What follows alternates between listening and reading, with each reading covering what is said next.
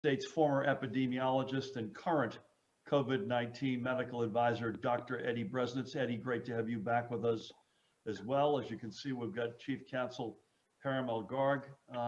We're expecting Superintendent, another guy who needs no introduction, Colonel Pat Callahan. He's had some technical difficulties, but he'll be joining us in a minute.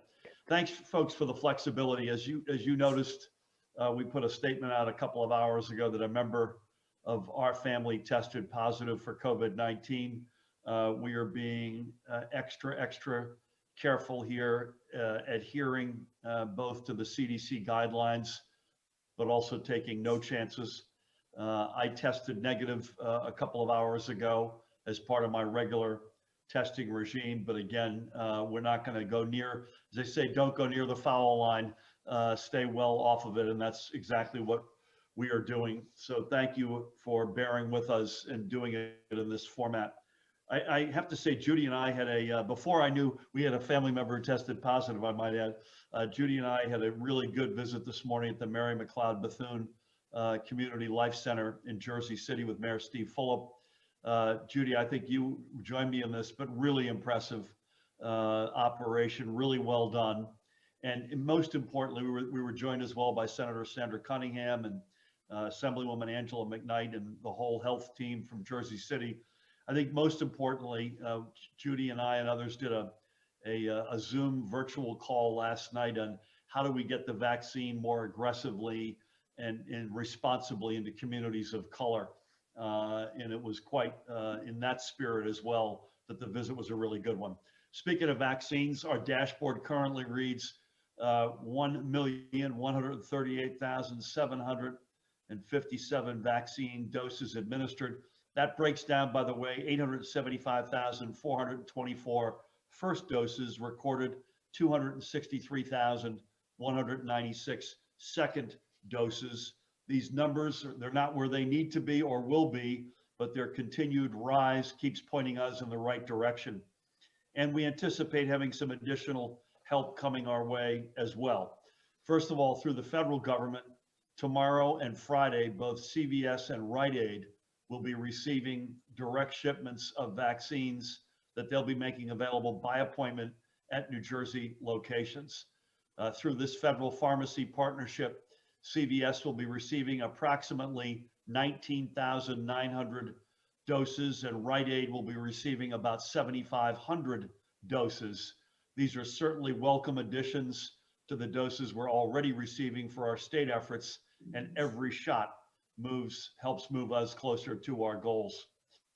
As these doses are being delivered through the federal pharmacy partnership, they will not, and this is an important point, they will not dip into or otherwise impact our state allocation. And I would encourage you to visit both CVS and Rite Aid online for a list of locations where the vaccine will be available. Additionally, the Biden administration announced yesterday that it'll be providing an additional vaccine supply directly to targeted community health centers, or FQHCs as they are known, federally qualified health centers. While no New Jersey centers were selected for the first phase of this federal program, our community health centers are already vaccinating residents they serve. These health centers provide care for underserved communities which have been hit hard by COVID. And when we are selected, which we anticipate to be soon, this direct increase to our FQHCs will be an important tool for us as we continue to work to ensure equity in the distribution and administration of our vaccine program. As Sheila Oliver reminded us last night, Judy, the other advantage of the FQHC is it's an all-encompassing health center. It's not just a one-off vaccination pod. You go there for the whole gamut of family health needs. And as we mentioned here last week and again on Monday, a couple of days ago, we're expecting increasing deliveries of vaccines from the federal government for our mega sites and other vaccination centers. As these deliveries increase, that means we'll be able to open more appointments and be in position to put our efforts into the next gear. And all of these advances will provide more places for more people to get more shots. And with multiple variants starting their spread, we're in a race against time. So this added help is coming not a moment too soon. Another area where help is on the way is for our small business sector. I'm going to switch gears for a minute. Yesterday, State Treasurer Liz Moyo and I were pleased to announce that all loans received as part of the federal Paycheck Protection Program will not be subject to state taxes, and that all expenses paid through these funds will be tax deductible. This mirrors new federal policy enacted by the Biden administration to make sure these loans are tax-free and expenses are tax deductible at the federal level. This is another welcome bit of news for our small business owners, more than 155,000 of whom received more than $17 billion in support through the federal coronavirus relief plans. This is just another layer of protection our business owners need desperately to help them get through this pandemic so they can lead our economic recovery. And again, I want to thank the treasurer and her team for all their work in helping us get this done. Switching a modest gear, and also for our business community, the New Jersey Economic Development Authority is reopening applications for its popular small and micro business PPE access program for businesses with up to 100 employees. That window will open effective next Tuesday, February 16, thanks to a new infusion of $2.5 million. All participating New Jersey-based businesses and nonprofits, regardless of size, can already receive a 10% discount for participating with participating vendors Boxed, Office Depot, and Staples for personal protective equipment for their employees and customers. However, under the extension of the program, for small employers, businesses, and nonprofits with 100 or fewer employees, they can receive discounts of up to 70% from Staples and Office Depot. In the initial phase of this program, just to give you a sense of how popular it is, roughly 9,000 small businesses collectively saved more than $7.6 million. Those businesses that were participants in the prior PPE discount program won't have to do a thing to rejoin. It'll be an automatic. Business owners who need to apply for the first time should go to that website, covid19.nj.gov/PPE access. Again, covid19.nj.gov/PPE access. Once your business is approved, the discount will automatically apply to your online order. So there's no need to keep receipts or to submit paperwork. Again, I want to thank the EDA team, beginning with and especially Chief Executive Officer Tim Sullivan and the whole team for all the work they're doing, Kevin Quinn and the great board to help our small business community. We are not aware, by the way, of any other state in the nation that is undertaking a program like this. I also want to thank our corporate partners at Boxed, Office Depot, and Staples. As I said a couple of press conferences ago, the corporate community has overwhelmingly stood up to this moment, behaved not just responsibly, but admirably, and that includes those three companies. And while we're on the topic of the EDA, let's give a shout out to another of the small businesses that are supported with essential grant funding. Verona is the home of 4 Paws Stay and Play, a doggy daycare owned by that guy, Ken Brower. 4 Paws is one of New Jersey's longest running pet daycare businesses, with more than 16 years of helping dog owners ensure their pets are properly looked after and socialized while they're at work or school. On March 21st, when the pandemic tightened its grip, 4 Paws was forced to temporarily shut its doors. But thanks to the partnership of the EDA, Ken was able to secure 2 emergency small business grants that allowed him to pay expenses and keep his 5 employees on the payroll. And as New Jersey starts getting back to work, 4 Paws is welcoming back more and more of its 4-legged clients. I checked in and had a great chat with Ken on Monday, and I know he shares our goal of getting our economy back as soon as responsibly possible to where all the good dogs, once again, under Ken's and his staff's care can go. Check them out, by the way. They're at 168 Pompton Avenue in Verona. Their website is, not surprisingly, fourpawsstayandplay.com. Ken did caution me to remind folks, and we've got a couple of dogs. We're big dog people. Because of the size of his place, the clientele is limited to 25 pounds and under. Judy, make sure you make note of that. I know you're making notes there. And one last check-in before we turn to the overnight numbers. That's one more look at the progress being made by the Department of Education to close the remaining digital divide among students in our schools. Last week, we reported that we had what once had been a yawning technology gap of an estimated 231,000 students needing either the hardware, internet connectivity, or both, that had been cut to 413 students. Today, that gap has been winnowed even further, and currently only 9 districts or charter schools are reporting a remaining need totaling 195 students. And believe me, we won't be happy until that 195 gets to 0. Of this remaining amount, by the way, 85 are students in Sussex County who are lacking steady internet access. We're getting very close to having the digital divide 100% closed. And I know that the team at the Department of Education will continue their strong partnership with our county and local education leaders to get the job completed. With that, let's turn our attention to the rest of the overnight numbers. Today, we're reporting 3,740 newly received positive PCR tests, 885 new presumed positive rapid test results. That adds up to 4,625. The lab reporting error that we reported Monday was cleared through yesterday's report, so all outstanding tests have now been reported out. Positivity rate, which again, it's for Saturday. I think Judy and Eddie and I would all caution you to say, be careful. This 24,586 tests. We think you're going to get tested on a Saturday or a holiday for a reason, but that bounced up rather precipitously again to 12.16.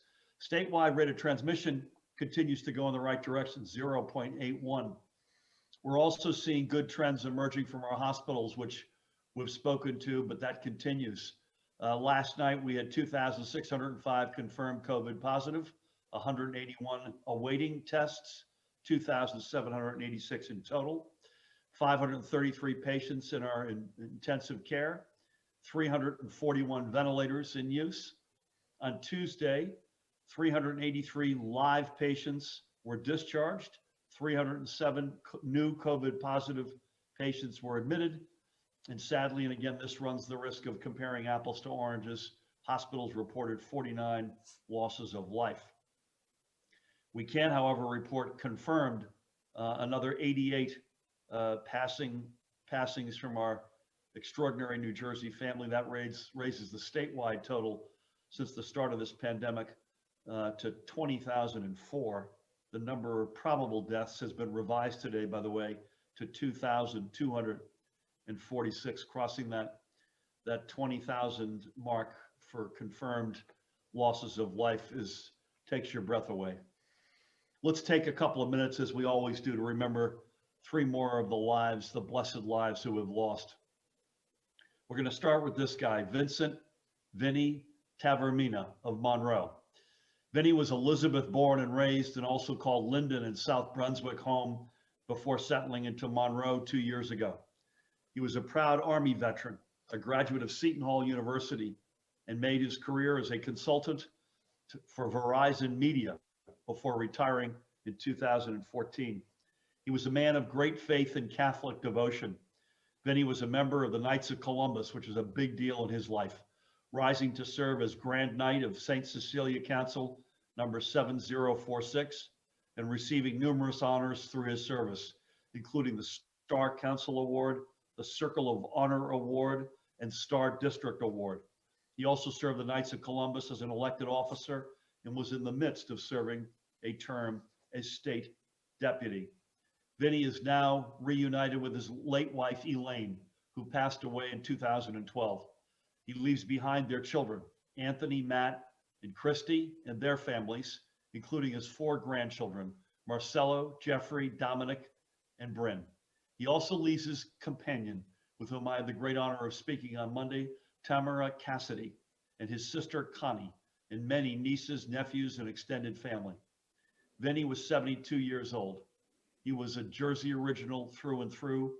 We thank him for his service to our nation, and may God bless and watch over his memory and those he left behind. Next up, we remember Lyndhurst's Bernard Lanham, a longtime member of the family at the New Jersey Sports and Exposition Authority, who served as a solid waste enforcement officer for the past 16 years. Bernard is being remembered as a hard worker and a great friend. He enjoyed fishing and taking road trips with family and friends. And even though he worked for the New Jersey Sports and Exposition Authority, he remained to the end a diehard, as if I have to tell you this, Dallas Cowboys fan. He leaves behind his daughters, Ivory, with whom I had the great honor of speaking on Monday, and Crystal, and his beloved granddaughter, Tessa, who was a special light in his life. He was predeceased in 2019 by a third daughter, Lisa. Bernard was 64 years old. And of course, he leaves his family at the Sports and Exposition Authority.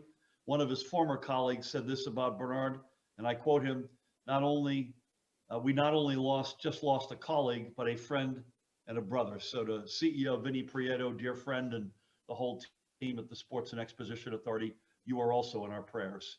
We thank him for his years of service to our state and to his colleagues. Bernard's funeral, by the way, was at 11 a.m. this morning. May God bless and watch over him. And finally today, we remember Christina Kroll of Colonia. She was just 51 years old. Born in Newark, Christina had a passion for helping children, a passion that led her to become a fierce advocate for our youngest residents as an elementary school educator and testing coordinator with the Plainfield Public Schools. Outside the classroom, Christina always made room for two things: her family and Broadway shows. They were her two favorite pastimes, and the lights in both areas are a little dimmer because of her passing. Christina leaves behind her husband of 23 years, Jim, with whom I had the great honor of speaking on Monday, and her two beloved children, 21-year-old Jimmy and 18-year-old Emily. She's also survived by her father, Tony, keep him in your prayers as well, by her brother and sister, Anthony and Terry, and their families, including her nieces, Lindsay, Julia, and Maddie, and nephews, Tommy, Anthony, and Robbie. Plainfield has lost an exemplary educator, and our state has lost a tremendous advocate for our kids. I want to thank former Commissioner of the Department of Education and now President of Keene University, Dr. Lamont Repollet, for raising Christina's passing with us. I also want to thank Christina's mayor and a fellow Colonia resident, Mayor John McCormick of Woodbridge, for bringing this to our attention. We thank Christina for a lifetime spent preparing our youngest learners for success, and may God bless and watch over her. 3 more blessed members of our New Jersey family lost to this horrible pandemic. We remember them as we remember everyone who has been lost. And for them, we will fight on to defeat this virus. Finally, for today, before I turn things over to Judy, I want to acknowledge the passing of one of our greatest generation, and to the best of my knowledge, not because of COVID. Ocean City's Joe Caserta earned the nickname Tanker Joe because of the years he spent as the driver and commander of a Sherman tank named Everlasting as a member of E Company, 32nd Armored Regiment, 3rd Armored Division. That is Joe, and that is the tank, Everlasting. Tanker Joe helped blaze the path from the beaches of Normandy to Berlin, much of the distance under harsh enemy fire. He saw action in the Battle of the Bulge and the Battle of Cologne. Joe was, get this, a recipient of the Bronze Star, the Purple Heart, the American Campaign Medal, the World War II Medal, the European, African, Middle Eastern Campaign Medal, and the New Jersey Distinguished Service Medal. In 2013, he was appointed a Chevalier of the Legion of Honor by French President François Hollande for his contributions to France's liberation. Back home, Tanker Joe ran an auto repair and auto body shop, but he always made time for reunions with his fellow servicemen, and he was a member of VFW Post 6650 and American Legion Post 524. Joe was 98 years old. He's now back with his beloved wife, Eileen. He leaves his 4 sons, Joseph, Michael, Tom, and Jess, and their families, including 8 grandchildren and 15 grandkids. Tanker Joe will be laid to rest a week from Saturday on February 20th, fittingly, at the Veterans Cemetery in Cape May Courthouse. I want to thank friend and Assemblyman Antoine McClellan for bringing Joe's extraordinary life and passing to our attention. Thank you, Joe, for your service and heroism. Thank you for being an example of our great American values. Thank you for being a New Jerseyan, and God bless you. With that, please help me welcome the woman who needs no introduction, the Commissioner of the Department of Health, Judy Persichilli. Thank you, Governor. Good afternoon, everyone. Well, the Governor has provided an update on the federal retail pharmacy partnership with CVS and Rite Aid. They will be receiving more than 27,000 doses from the federal government to increase vaccine access in our state. Over 20 CVS sites and over 70 Rite Aid sites will begin vaccinating eligible residents over the next week. Yesterday, as the Governor shared, we also received the good news that the federal government will also be shipping vaccine doses directly to the federally qualified healthcare centers around the country and in our state. So we look forward to New Jersey benefiting from this program when our time comes up. As you know, the FQHCs provide care to residents in underserved communities around the state, regardless of an individual's ability to pay. These centers are community-based. All of them are accessible by public transportation. And many of these centers are trusted medical homes for the uninsured and the undocumented. Currently, more than 30 FQHC sites in New Jersey are signed up to provide COVID-19 vaccinations in New Jersey.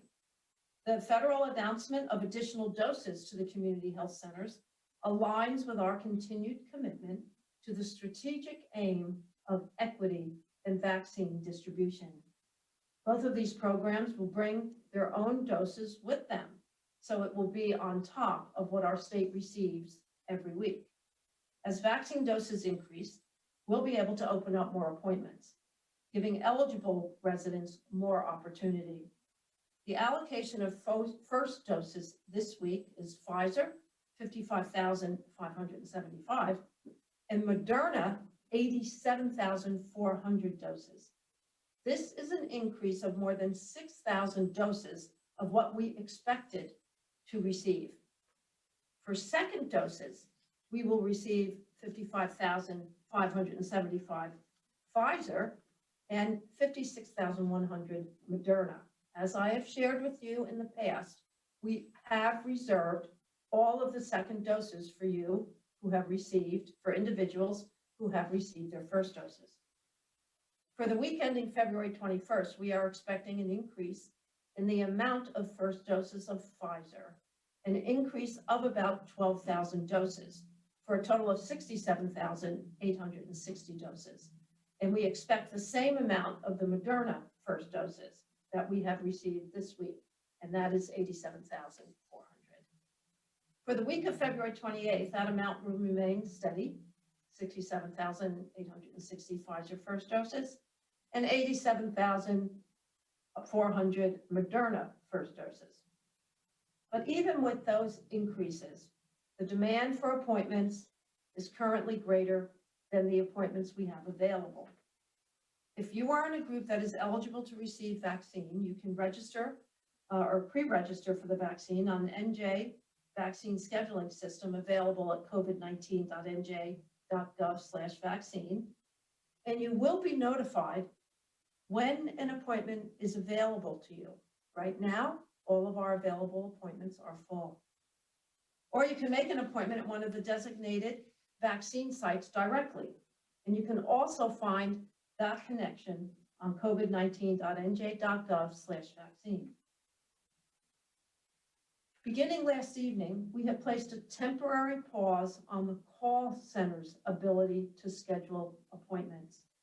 While the agents were working to assist those who wanted appointments, we discovered we needed to streamline the system on the agent end to prevent scheduling errors.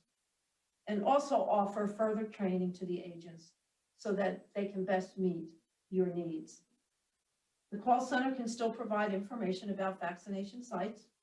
They can still pre-register individuals and answer frequently asked questions about COVID-19 vaccine. We hope to bring up their scheduling capability in the near future. As we continue to work to vaccinate residents of our state, we continue to reinforce that residents still need to follow all of the safeguarding methods until enough individuals are vaccinated to produce community protection. The state has seen the impact of public health measures, such as physical distancing and masking, as it has helped us flatten the curve last spring. A new CDC report demonstrates the value of masking. Their data indicates that statewide mask mandates may be associated with reduced spread of COVID-19 and contributes to declines in weekly COVID-19 associated hospitalization growth rates for adults aged 18 to 64. During the weeks following the implementation of statewide mask mandates, hospitalization growth rates declined 2.9 percentage points among adults aged 40 to 64. And after mask mandates had been in place for 3 weeks or more, the COVID-19 hospital growth rates declined 5.5 percentage points among adults aged 18 to 64. It is vital that we adhere to masking. Research indicates that asymptomatic spread is responsible now for nearly 60% of COVID-19 transmission, 60%. Mask wearing can reduce the risk of spread from people who don't have symptoms or haven't developed symptoms yet. Wearing a mask consistently and correctly over your nose and mouth is one of the best ways to protect yourself against getting infected with or spreading COVID-19. So masking, social distancing, staying home when you're sick can also help with preventing all respiratory viral illnesses. As we review our weekly flu reports, we're seeing that flu activity is unusually low this year in the state. Typically, we expect to see peak flu illness by now. However, flu activity remains low across the entire state. Thankfully, there have been no new reports of severe pediatric flu illnesses or deaths in New Jersey to date this season, but nationally, there have been reports, so New Jersey is doing a little bit better. Children can develop more severe illness in comparison to adults. While activity is low now, we are still seeing flu circulating, so we want to remind all of you, those who haven't yet, there's still time to get a flu shot. It's not too late to get vaccinated against the flu. So moving on to my daily report, as the governor shared, our hospitals reported 2,786 hospitalizations due to COVID-19, positive patients and PUIs. That's one of our lowest census in a while. There are no new reports, thankfully, of multisystem inflammatory syndrome in children. There are 88 cumulative cases in our state. 3 of these children are currently hospitalized. We are reporting 2 new reports of B117 patients, B117 variants in patients, which emerged in the UK. The 2 new reports are in Essex County, so now there are 33 reports of this variant in New Jersey. At the state veterans' homes, the good news is there are no new positive cases among their residents. At the state psychiatric hospitals, there is 1 new positive case among patients at Trenton Psychiatric Hospital. The positivity rate in New Jersey as of February 6th is 12.16%. Northern part of the state reports 12.85%, central 12.72%, southern part of the state 9.62%. That concludes my daily report. Please stay safe, continue to mask up, social distance, stay home when you're sick, get tested, and remember, for each other and for us all, please take the call and download the COVID Alert New Jersey app. Thank you. Judy, thank you. You know, we've had this conversation just to underscore something, part of your comments, we've had this conversation of late. We collectively, by the millions in New Jersey, broke the back of this pandemic in the spring into the early summer by doing the basics, the face masks, the social distancing, the washing hands with soap and water, taking yourself off the field, as I'm now living, and you have lived recently, without a vaccine. That was done without a vaccine. So we have to remember that as the vaccines reach slowly, but very surely and very steadily, gets to more people, we still have those weapons at our disposal. And I think there's the further, I guess, one piece of emerging good news and one piece of caution. And the caution is the variants, as you suggest, the so-called UK variant, and Eddie would attest to this, is in our midst. On the negative side, again, no evidence that it's more lethal, but it looks like it's more easily transmissible. And on the positive side, you fast forward, you can imagine, I'm going to go 2 months out, to Easter or just beyond Easter.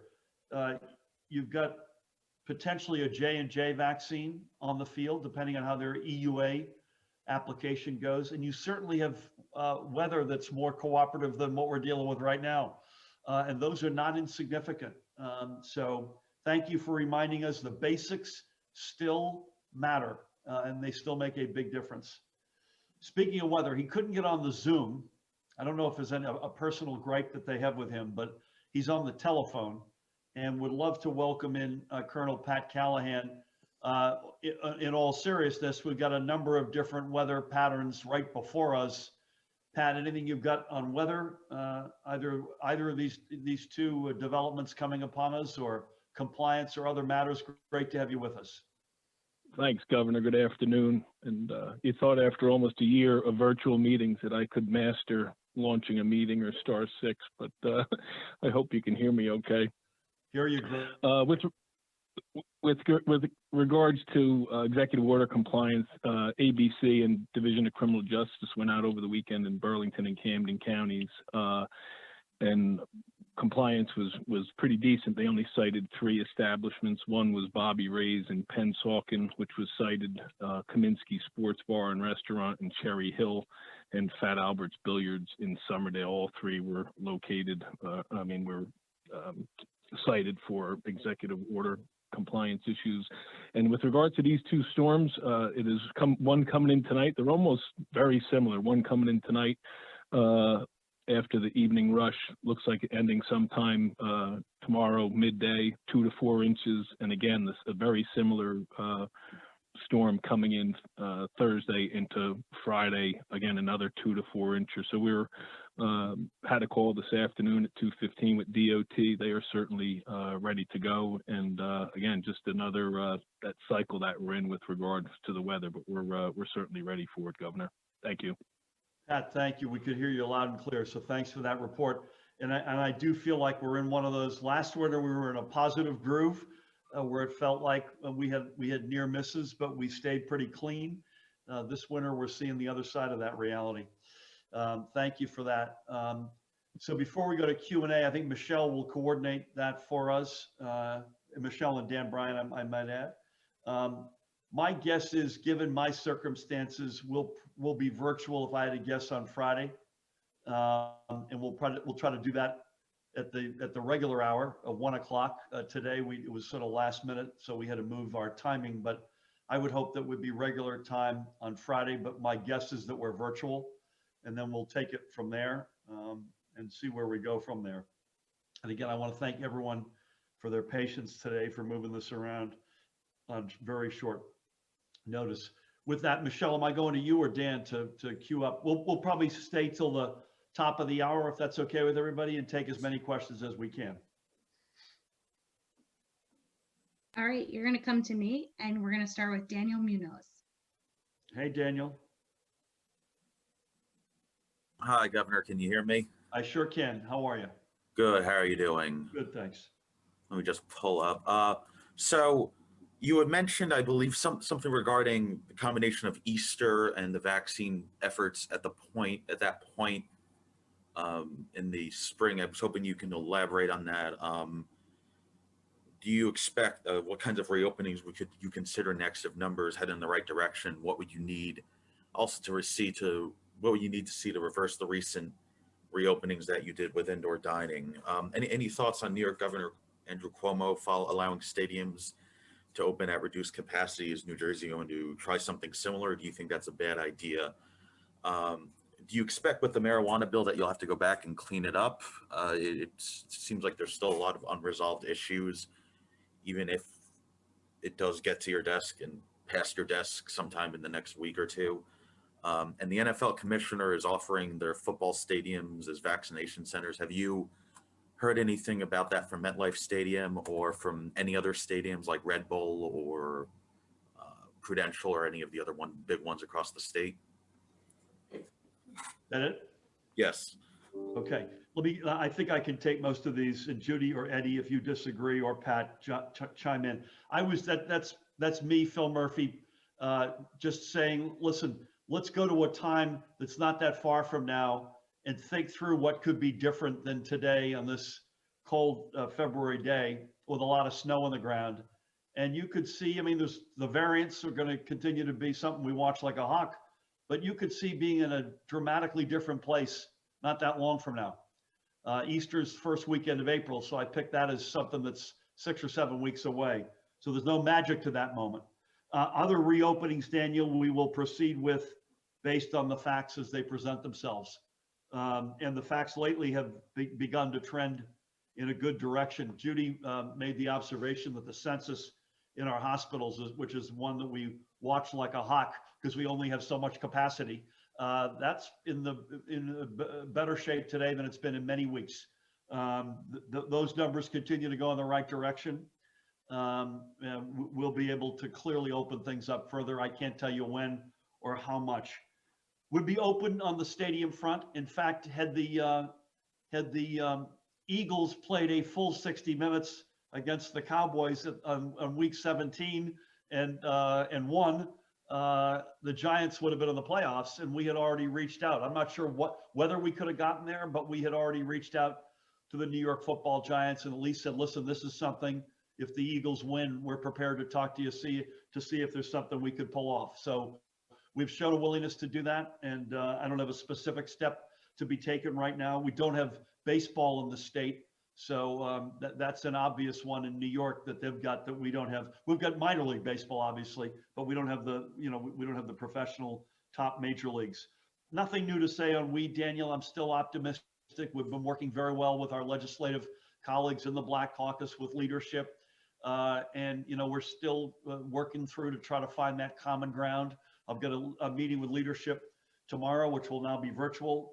But again, I continue to be cautiously optimistic that we'll figure a good solution out that adheres to the principles that we all collectively, not just me, feel very strongly about. Roger Goodell is somebody we spent a good amount of time with during the pandemic. We haven't spoken directly on vaccination sites, but as Judy saw with me and Pat, Judy and I, the Meadowlands is already a site. The old racetrack, the stands that are no longer used, is one of our 6 mega sites, and it is big. I think, Judy, they said they could do 2,400 shots a day. And when we were there, they were getting, I think, 800 doses. That number's now up from there. But I think, again, I don't want to say this and look back and say, well, gosh, maybe we could have used it. But points of distribution, as a general matter, are not our gating factor. Supply is the gating factor. And MetLife is literally a football throw from where we're actually already doing one of our mega sites. Thanks for the questions. Michelle, who's up? Up next is Karen Mueller. Hey, Karen. Hi, good afternoon, everybody. Thanks for taking our questions. My pleasure. So we've been hearing from a lot of people who said that they had been getting incorrect information from the call center representatives. So the health commissioner mentioned more training. Can you tell us more about why they're getting training and what kind of training they're going to have? Are all the call center employees located in New Jersey, or are they outsourced to other states? Because we've been getting some interesting reports back from our readers. Some of the readers have also said that the call center representatives have told them that the system is down or had crashed. And you said that you're doing some retooling. I'm wondering if you can explain a little bit more about what changes you're making on your end, and if that's why they were referencing that.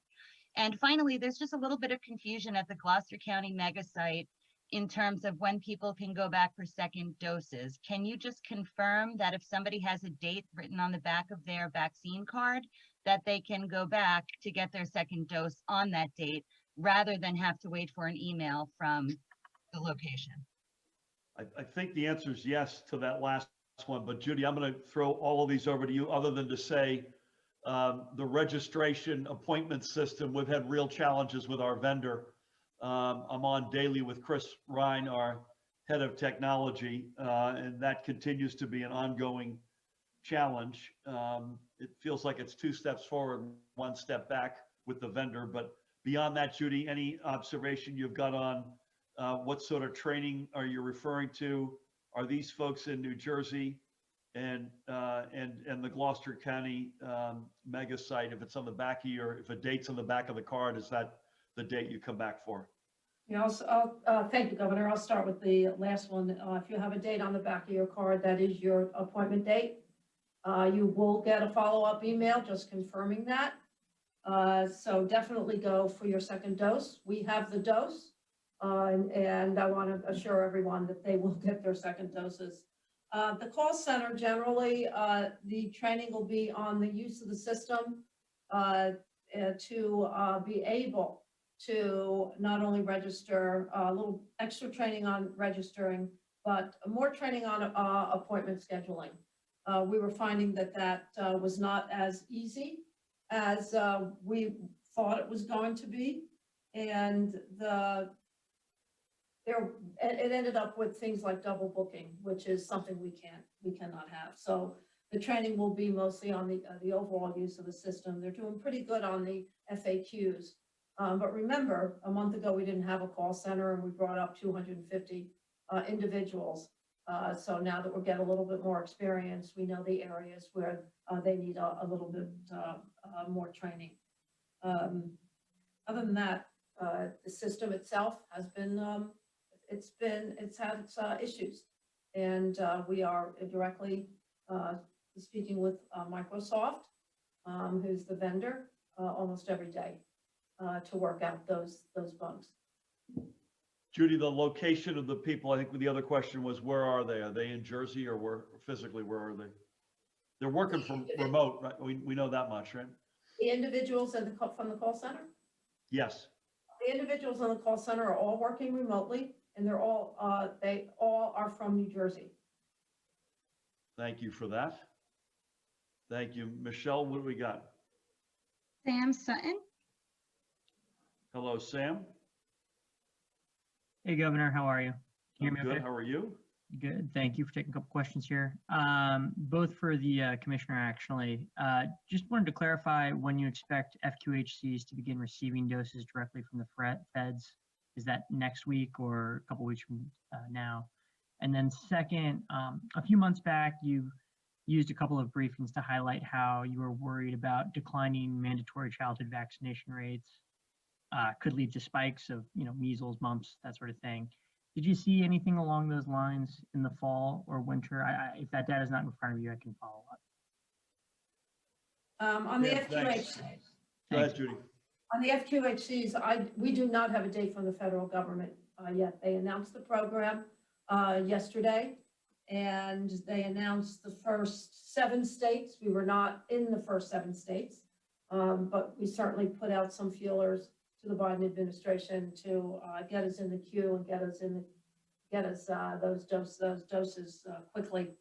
I don't have information in front of me on the declining childhood vaccination rates, but certainly we'll get that to you either after the presser, or I can speak to that at the next time we have a conference.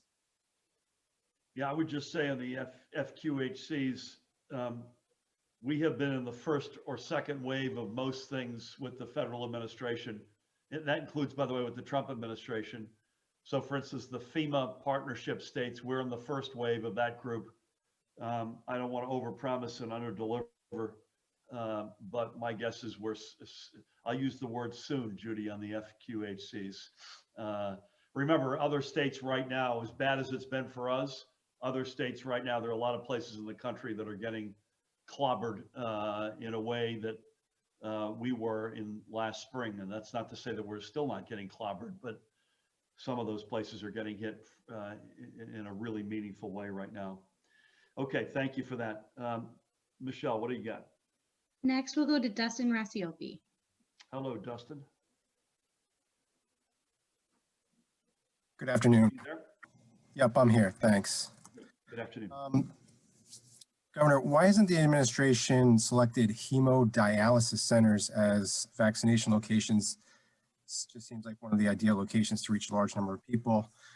For Colonel Callahan, is there any reason or theories why traffic fatalities were up last year despite reduced traffic? And then lastly, for you, Governor, this is a bit of a windup, but my last question. You signed a bill last week that requires the health department to collect COVID data on healthcare workers, but that was drastically altered after lobbyists, most notably from the Hospital Association, advocated for changes.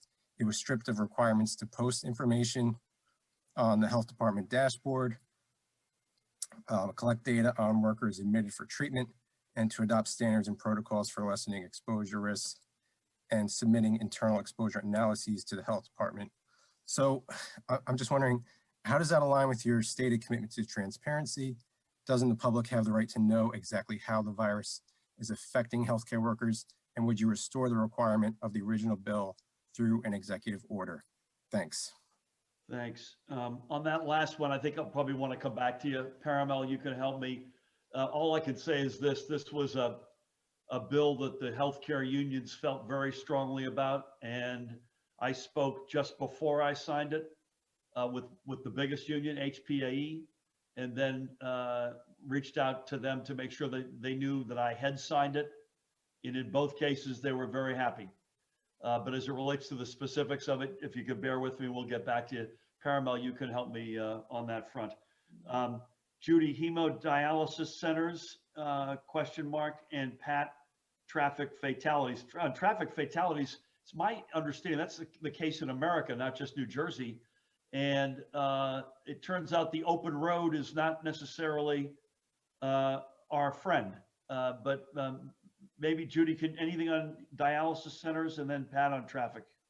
Yeah, this is the first time I've heard that dialysis centers should be or want to be considered as points of dispensing. Everybody seems to feel that the vaccination of COVID-19 is similar to the flu, where you can put up a center very easily, and that's not the case. There's vaccine stewardship, there's a requirement, very high-level requirements for reporting. You need to be registered with the federal government, sign an agreement with the CDC, enroll in our immunization system. And we know right now that we have over 1,000 physician offices who are perfectly situated and already enrolled to vaccinate when more doses become available. You know, we'll use any appropriate site when we have the vaccine. Right now, the sites that we have are the ones we know can increase the throughput as vaccines become available, are centrally located within a population basis for access, and will help us promote the equity in the distribution. Judy, you and I had with the Lieutenant Governor last night. I mentioned earlier, we had a very good virtual discussion about equity in the distribution. That was the most recent time we said this, but we've been saying this now for a number of weeks. We've got distribution points that are now bearing down on 300 locations. That number is going to go up. So last night we talked about, I hope in a matter of days, and I hope to be back on the field to participate. By the way, I'm showing 295 points of distribution, 21 of which are closed pods, 274 are open. Both the places, Dustin, and the types of places, you're going to continue to see that expand.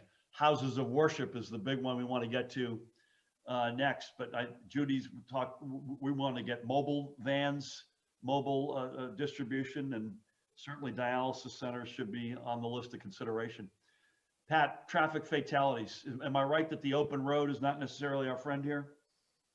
Yeah, I think certainly that is the case, Governor. And I think what's also important to point out is that the total number of accidents last year were down 31%, which was, so we were down from just over 45,000 down to 31,000 crashes in 2020, which is an indication that speed is generally the driving factor there. And that lighter traffic in the most densely populated state in the Union led to, we went to, I think we ended up at 145 fatalities in 2020, up from 130.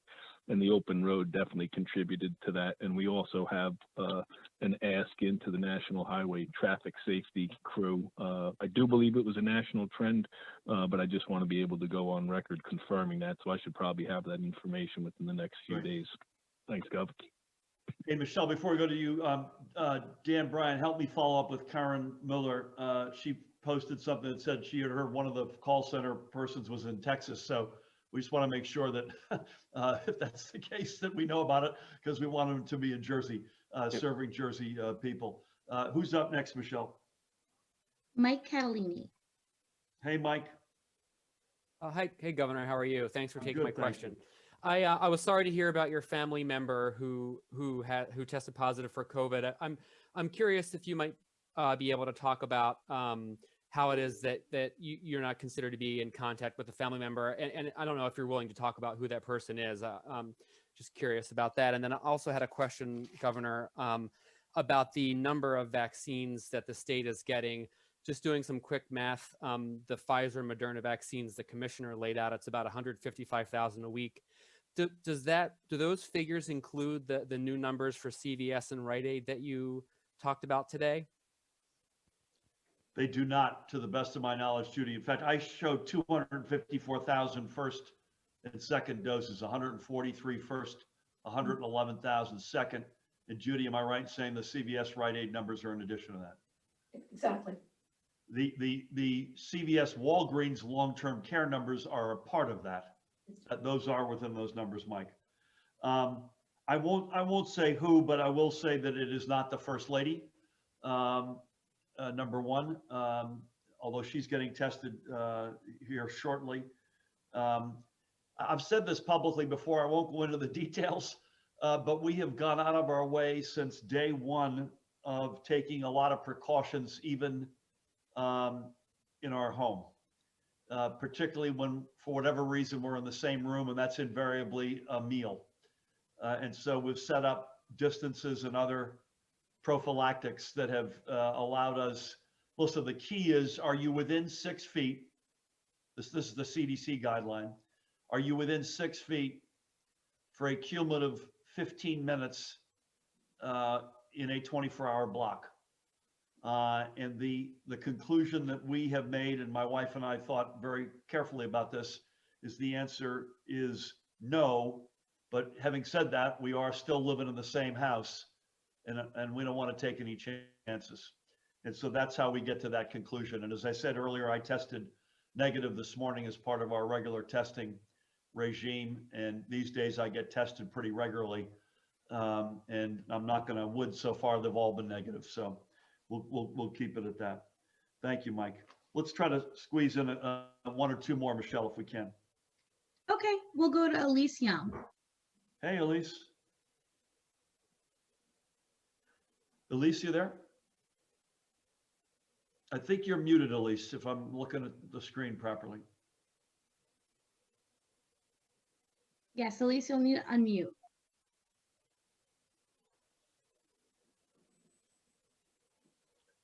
Elise, can you hear me?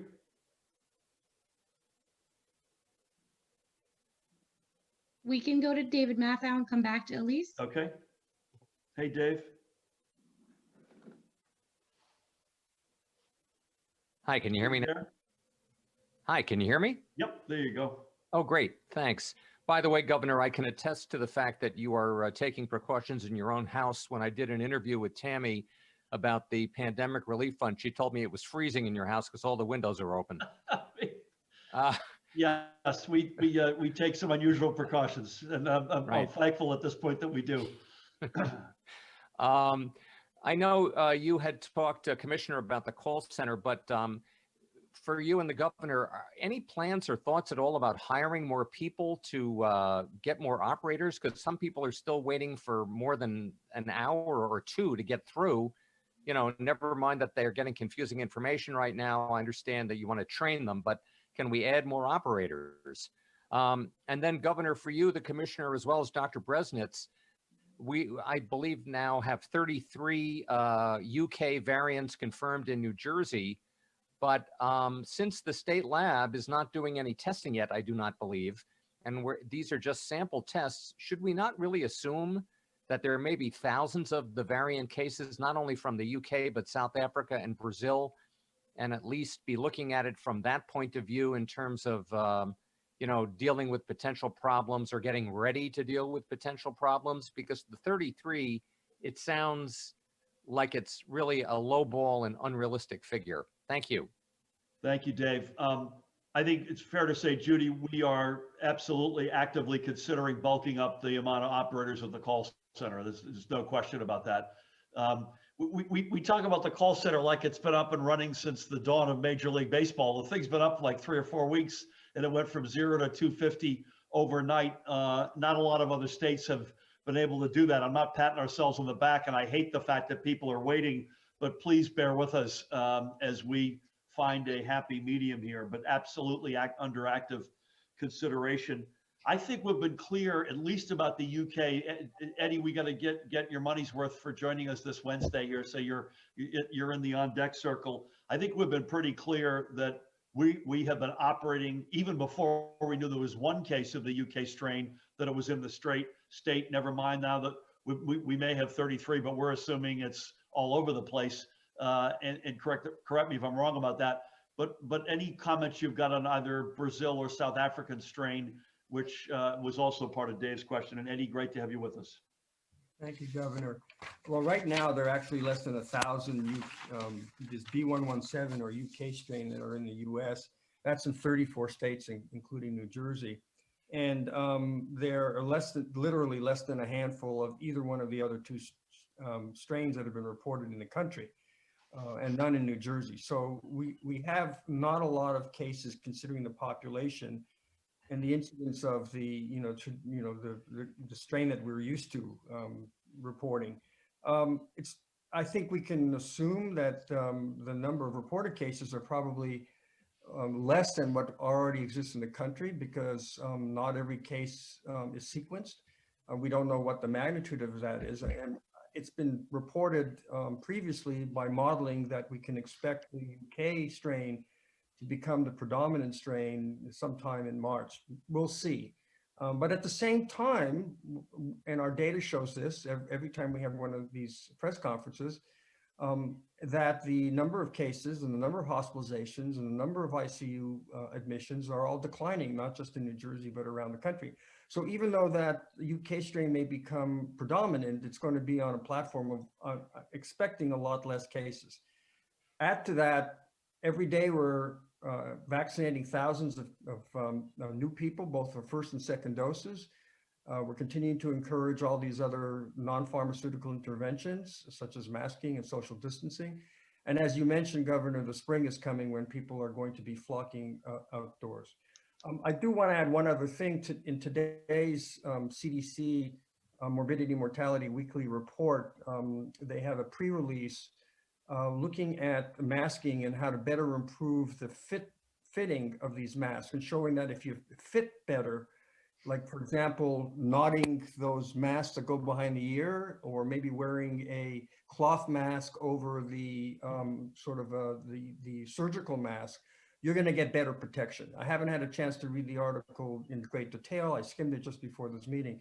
So there are lots of things that we are doing and we could be doing and we will be doing to basically reduce the likelihood that we're going to have a lot of those variant cases in New Jersey. we'll have to see, but it depends on everybody doing the right thing. The basic stuff still matters and still works. Yep.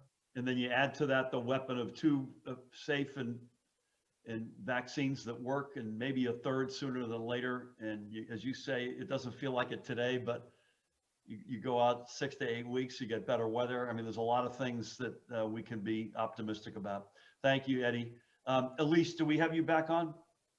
Yes, can you hear me? I sure can. How are you? Okay, terrific. Sorry about that. I'm good. Thanks for asking. The family member who tested positive, can you tell me when and how the exposure came about? And have any family members other than that individual tested positive? Also, this is at least the second time, I believe, that you've been in quarantine. So are you now considering having your own vaccinations sooner rather than later so you can continue your day-to-day appearances? Thank you. Thanks, Elise. I just got a note that the First Lady has tested negative definitively, so that's good news. The family member's test took place literally, which is why some of you were en route to the War Memorial, including my colleagues, took place late this morning. That was the test. Not clear on the exposure, but there has been no, I will just say this, the person who tested positive has not been in any big room settings with lots of people on top of each other. So this came from a smaller gathering of some sort, and I'm not sure that we know why or where, Elise. I can't remember the last negative test of the family member, but it wouldn't have been that long ago. So this is something that's relatively recent. I would say within the past week. It's a good question in terms of, and by the way, I'm operating in, by the way, we went to Judy directly for the advice and her colleagues here. We didn't practice our own medicine in terms of what we should do in terms of taking myself off the field, but we are in the better to be safe than sorry mode, particularly given that I had a little bit of a health scare a year ago. So I want to emphasize that, and we're able to, we're almost a year into this thing, and it's probably a sad observation, but it's a true one. We're able to conduct business like this, including conduct the business of government. And so the good news is, as I look over the next number of days, we're able to do this. It's not just that we have to do it, but that we're able to do it. I haven't changed my opinion yet, Elise. I'm confident that at some point sooner than later, people in my category will be up to bat for the vaccine, but I continue to want to make sure that we're prioritizing right now two types of people: the folks who we need to help us defeat the virus, and the folks that we know are most vulnerable, either 65 and up or under 65 who have chronic conditions. And then we also know that educators and essential workers are the next wave. And remember, if you're an educator, a retail worker, a transit worker, whatever you are, and you're under 65 and you've got a chronic condition, you are up to bat right now. You are eligible as we speak. But I think that's the next wave we need to get to, and I'm comfortable waiting my turn in line. So listen, thank you everybody, and thanks for your flexibility. On behalf of Judy and Eddie, thank you both. On the screen, we had Parimal Garg with us. Parimal, we didn't need to pull you in from the bullpen, but thank you for being here. Dan Bryan for coordinating with Michelle, Pat Callahan on the phone. Again, I'm virtual for the next, I would think, number of days, which tells me that it is highly likely that our Friday press conference will be usual time, but it'll be in this format, would be my strong expectation. And if it's different than that, we'll let you know. I promise we'll give you more advance notice than we gave you today. And otherwise, folks, keep being safe, doing the right things. Even though I'm sitting in this little corner by myself, use your masks, socially distance, take yourself off the field if you think, even if it's close, take yourself off the field. Thank you for your patience as the vaccine, without question, it's now well into a significant rollout, but we have a long way to go, and we completely understand supply is not remotely where demand is at the moment, but it is getting better. It's getting better by the day and week, and we will get there together. Thank you all. Take care, everybody.